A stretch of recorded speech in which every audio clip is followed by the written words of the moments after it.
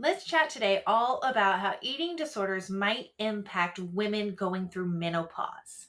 It is a common misconception that eating disorders impact only young female cisgendered individuals.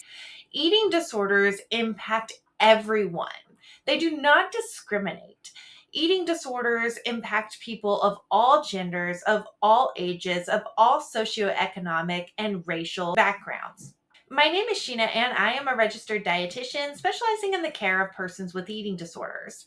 And this channel is dedicated to the education and awareness of eating disorders and eating disorders recovery. So, if you're looking to enhance your knowledge of the psychological and clinical components of eating disorders, make sure to hit that subscribe button. Let's dig into some of the reasons why a woman in menopause might be more susceptible to the triggers for an eating disorder. Undergoing menopause, we are having a lot of changes in the body. We're having changes in our ghrelin and leptin levels, which are hunger and fullness signals, which might feel unfamiliar to us. We're having an increase in cortisol, which can impact our hunger and fullness levels.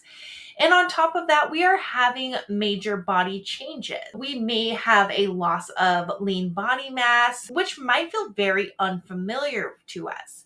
So we are now sitting in an unfamiliar body.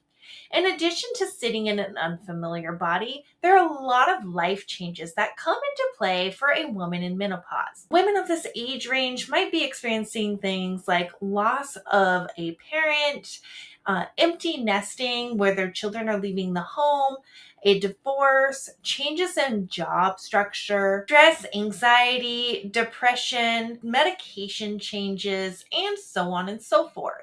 And this, coupled with the changes in the body, can create somewhat of an identity crisis for a woman undergoing menopause. In addition, if you're a woman in menopause, you might be experiencing weight gain, growth of hair on the body, or night sweats.